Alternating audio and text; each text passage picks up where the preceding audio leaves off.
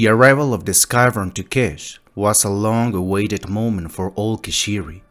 Religion in the life of each of them is one of the cornerstones that gives meaning to their lives. The importance of religion was such that even the Kesh form of government was controlled by the Neshtovar, who within society functioned as a police force, political leaders, and religious authorities. The misfortune of the Sith ship Omen after the accident in Fagon's failed mission would be a miracle for the Kesh, since, with their logic clouded by their religion and believing that the Sith falling from the sky were the promised gods, would forever change the course of Kesh civilization. After taking advantage of the ignorance of the Keshiri and accepting their new status of gods, Yaru Korsin and his crew took their place within Kesh as new inhabitants of the planet, and creating in all aspects a mixture of culture between the Sith and the Keshiri. 15 years had passed since the arrival of the Omen crew. It's the year 4985 before Battle of Yavin, and a lot had changed. Sila, inside her home, which looked more like a palace, is living her new life. The lifestyle was very different from the years within Nagasatao's army. For her and all the Sith, the new life is like that of those royal families from many worlds that she had heard about on her travels.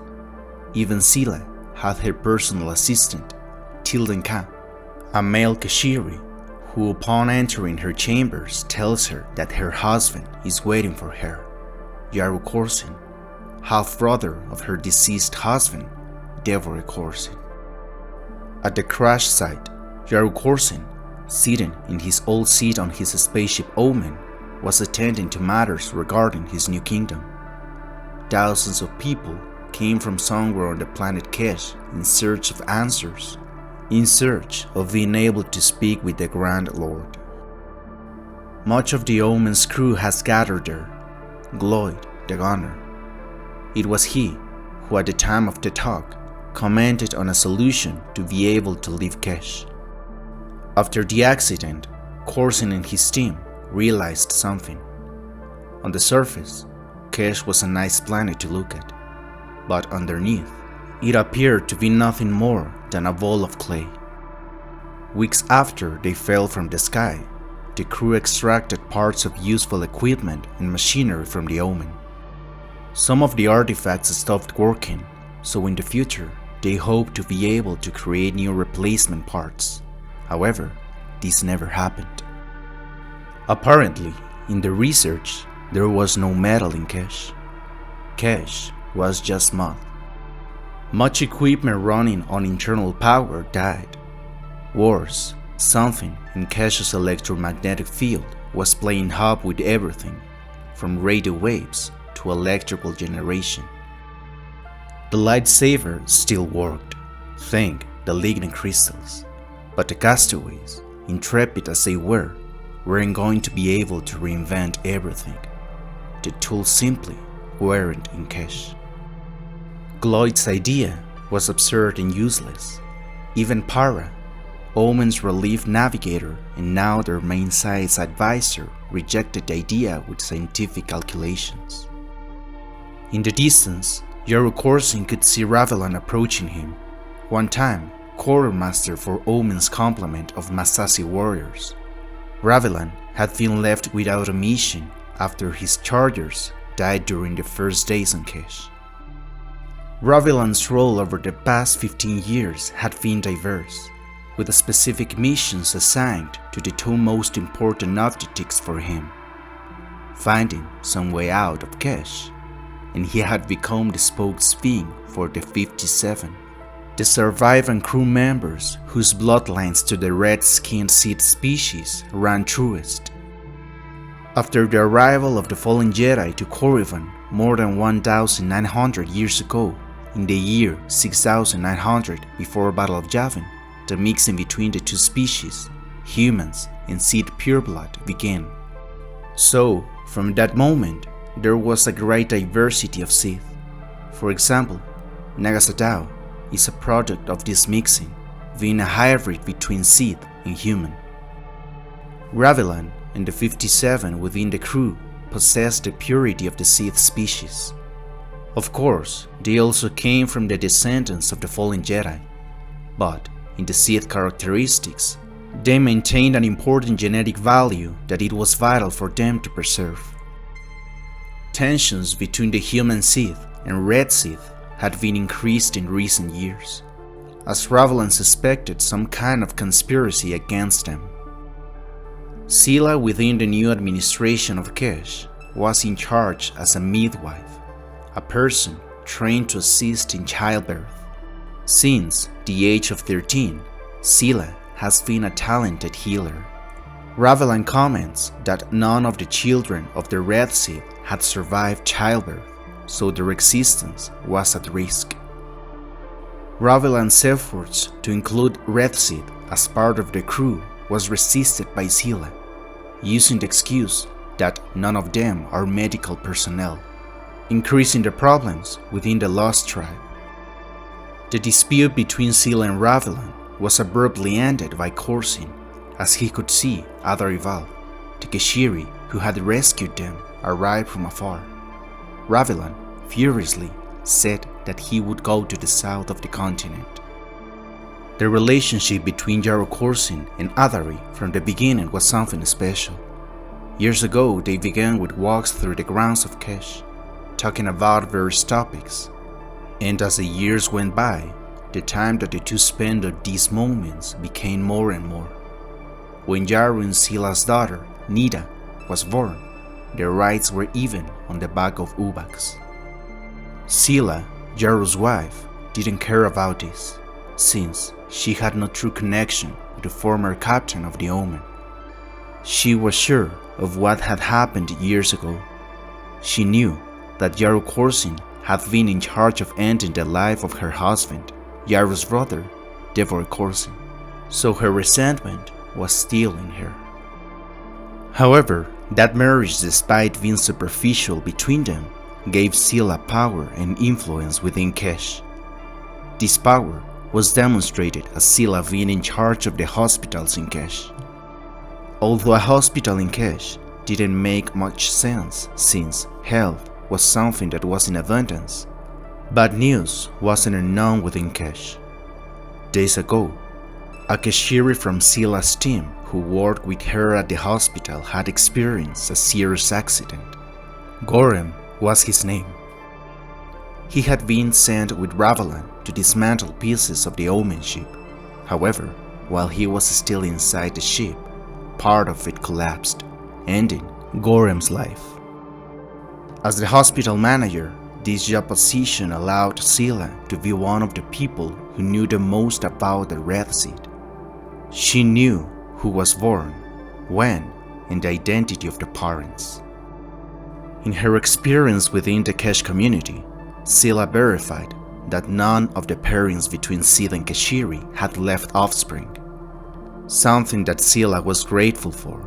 She didn't want to join them. Sila had also watched over the offspring of her species.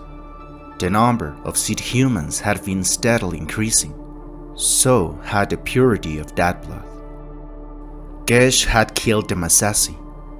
If the planet hadn't killed humans yet, then the Sith needed more humans. Adapt or die. The plan to leave Kesh was kept alive by different people in the Omen crew. Linguists had dedicated years of their lives for understanding the oral histories of the Keshiri. Any clue in those stories that they could use. Someone who could have escaped Kesh. Before night came, Sila meets Yaru in the city square. They had a conversation and interacted with the population. All the inhabitants of Kesh worshipped them. Literally, they saw them as their promised gods who had returned. It was that moment that in the distance, they heard a scream. It had been Ravelan. Within the Keshta continent, where the Sith were located, south of Tav, is Tetsuval, a village that has 18,000 inhabitants, or rather, it had that amount of population, since upon arriving flying in Uvax, Sila, Korsin, and companions were able to witness the tragedy. Tetsuval had become a ghost town with no survivors. 18,000 bodies of former inhabitants of the place were scattered throughout the village. Something had happened, and it had happened quickly. Furrows of water ran through the streets, coming from the aqueduct. Several Keshiri had fallen in and drowned. Alive and alone here stood Ravelan, rattled and clinging inside the steel-locked city gate. He had held his position in Tetsuval throughout the evening, looking much the worse for it. Ravelan tells what he witnessed. He comments that after his discussion with Sila, he came to Tetsuval to continue his investigations and work. Accompanied by part of the former crew, they were able to witness how all the inhabitants of the town began to collapse in any place, out of nowhere, starting chaos in the place. Even the Ubak suffered the same fate. Ravelan, worried about the invisible threat, tries to convince Korsin that it's a possible plague, with the danger that it will spread throughout the continent, even affecting themselves, the Skyborn. Sila, walking among the bodies of the inhabitants of Tetsuval, analyzes that the threat could be a biological agent, probably one that uses the air as a means of transport or some insect as a vector. All the crew of the Omen are concerned when they witness a misfortune. Yaru Korsin orders the entire city to be burned, to prevent spreading whatever caused the plague. In total fear, Ravelan says that this is not enough. They don't know what they are facing and that they should to finish off all of the Keshiri. Sila invalidates Ravelan's response. However, the Sith knows that this threat should have already killed him, and if this is not the case, what happened in Tetsuval is a warning from the dark side. Korsin took Ravelan and separated him from the rest, trying to engage him in a sensible conversation. Sila didn't move, spellbound by the bodies around her. The dead Keshiri looked all the same to her. Purple faces and blue tongues, faces twisted in choking agony. Looking at the inhabitants of Tetsuval, Sila realized something. She knelt beside the corpse, careful not to touch it. She drew her blade and carefully worked open the woman's mouth. There it was, the tongue, a mad asher, blood vessels engorged and bursting. She had seen it before in humans, at the edge of her memory. Sila ran out of the place. She mounted her Uvak and flew back to the hospital. Sila didn't look back, soaring into the night. There wasn't much time. She'd need to meet with her entire staff, her most loyal aides. Korsin and all of the Skyrim in the days after the Tetsuval tragedy had tried to prevent the news of a deadly threat from spreading to all the cities of the continent. In addition, Korsin sidelined all staff who had been in contact with Tetsuval, but none of them seemed to show any symptoms. At noon, Sila had returned to her home, finding Yaru and Ravelan analyzing reports. Sila saw Ravelan calmer, even with an aura of happiness, something that seemed curious to Sila. It was at that precise moment that a messenger arrives with Korsin and informs him that it has happened again. The tragedy had now arrived in Ravelo. Sila heard Korsin's gasp, but she saw Ravelan's yellow eyes bulge. It took but a second for the quartermaster to find his composure. Sila found the place curious, since that same place had been visited by the Red Sith from Ravelan's team days before. She confronted Ravelan about this. Ravelan seemed nervous about what happened and asked Yaru for permission to leave so he could meet his team and talk about what happened. Korsin agrees. After Ravelan's departure, a rider riding an Uvak came to inform Yaru about another city of death near Ragna's lakes. Then another rider arrived and reported another city, also under the same tragedy in that same location. Korsin was shocked by the news. Trying to understand the situation in a logical way, he comes to the conclusion that the water may have something to do with it, since all the affected villages are related to Ragnar's lakes. Sila, after days of research, shows Yaru what she had discovered. She takes a small container and shows it to Yaru and explains the situation. The container stored cyanogen silicate, and this item came from the Omen as it was kept in the ship's medical supplies. In its solid form, it was used as cauterizing agent by healers working with the Massassi. But if the moisture gets into it, it breaks down and intensifies 1,000-fold. One particle per billion could do anything. Korsin's bushy eyebrows flared, understanding the situation. She explained the story behind the death of her pupil. Gorem had been seconded to Ravelan's team to help reach what remained in crushed sections of Omen. He'd apparently touched a stained deck blade from the Massassi apothecary and died outside, not long after washing his hands. Death wasn't instantaneous, but the victim never got far. Ravelan must have seen Gorem's death, she said, and realized he had a tool against the Keshiri.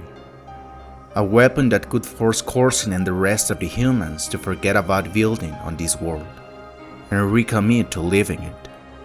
And now, every city that members of the 57 had visited in the previous days had gone the same way as Tetsuval. Korsin spun and shattered his bridge chair against a column. He didn't use the force. He didn't need to.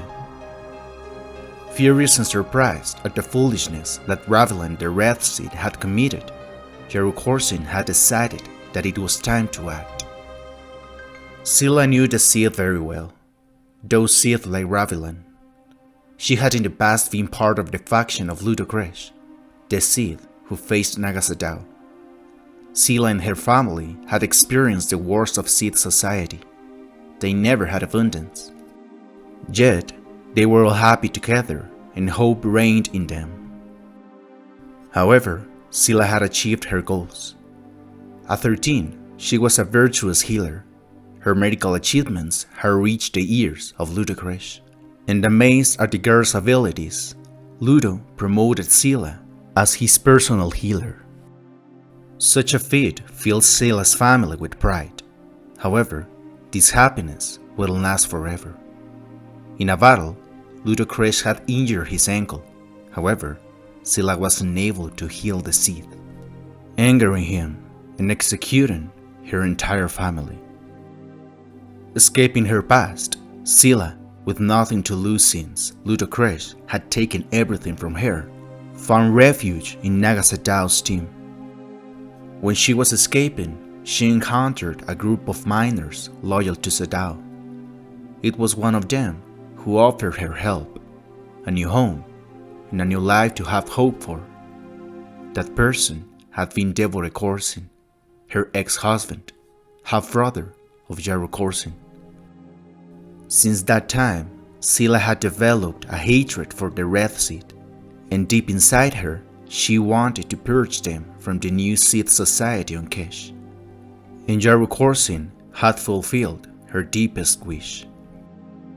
Kesh had witnessed a singular night, a night where the human Sith had hunted and ended the existence of the Red Sith. Commanded by Yaru Korsin, the pursuit of each of the 57 Sith had been a success, and as a proof of this, the heads of all Sith were displayed in the city of Tav as hunting trophies. The last one, Ravelan, was still there. They had left him hanging from a tower, still alive but destroyed, both physically and mentally. Sila approached and Ravelan asked her if he was the last of the Red Sith. Sila said yes. Ravelan, barely able to speak, confessed that he had only been the cause of the Tetsuval tragedy. He didn't know what happened in the other cities. However, Sila did know what had happened. She had done it. It had been surprisingly easy. Once she had realized Ravelan's ploy in Tetsuval, the only element was time. She summoned her most trusted allies. Soon after midnight, her minions were in the air, propelling their creatures toward the lake towns of the south that Ravelan's people had been instructed to visit the day before. Her aides had held the only other surviving supply of cyanogen silicate. Now it was in the wells and aqueducts of the lake cities, and in the bodies of dead Keshiri. To complete her perfect plan, in Ravelan's final moments, Sila confesses that she had been behind the deaths of the Sith infants at the hospital, revealing her hatred for the Red Sith, not allowing their descendants to prosper. Sila called her teenage son Yaru, and she offered him the chance to finish off the last Red Sith. The boy took his crimson lightsaber and brandished it against Ravelan, ending the purge of the Red Sith on Kesh, making Sila's dream come true. A purely human Sith tribe on Kesh. Yaru confesses to his mother that Ravelan wasn't the one he wanted to execute. Faced with this request, Sila asks her son for patience, the same patience she has had for so many years. Tilden Ka, Sila's Keshiri assistant, walks the dark paths of Tav, heading to a specific location. In front of him, an imposing waterfall fell. He puts on his hood and walks straight to the waterfall. After passing, he followed the dark path that led to the depths of the strong structure. In the distance, there were voices talking. Tilden gets close enough to have a conversation with one of those voices. From the darkness, a female voice asks if Sila doesn't suspect something. He denies it, as Sila takes Tilden for a fool. Another voice talks about the purge of the Red Sith, saying that Sila's act was a terrible one. But she surprisingly helped them to their cause. Sila had done them a favor. A blinding flash appeared as an old Keshiri man lit a lantern, revealing several Keshiri. However, everyone's attention went to the female who had initially spoken. Emerging from the shadows, Ada Rival incites the Keshiri to stay strong. With rage shining in her eyes, Ada swears to all Keshiri to end the plague of the Sith, the plague she brought to Kesh.